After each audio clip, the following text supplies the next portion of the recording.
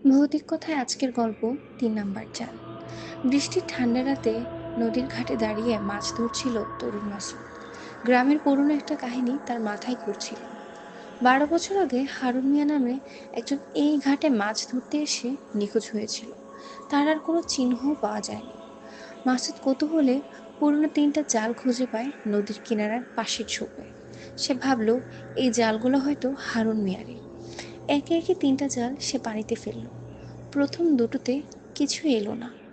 তৃতীয় জালের টান লাগতেই নদীর পানি যেন হিম হয়ে গেল।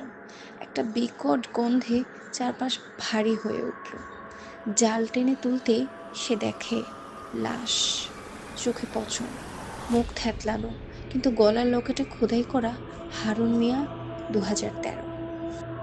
ভয়ে মাসুদ দৌড়ে বাড়ি ফিরে চিৎকার করে লোক ডাকায়। পুলিশ আসে, লাশ নিয়ে যায় আর জিজ্ঞেস করে, তুমি এ রাতে এই জায়গায় কেন গেলে?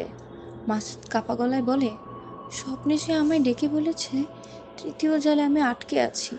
পুলিশ এক দৃষ্টিতে তাকিয়ে থাকে মাসুদের দিকে, কিন্তু অফিসার ধীরে বলে, হারুন মিয়ার খোঁজে ১২ বছর আগে যে কিশোরটা প্রথম নিখোঁজ হয়েছিল তার নামও ছিল তো মাসুদ।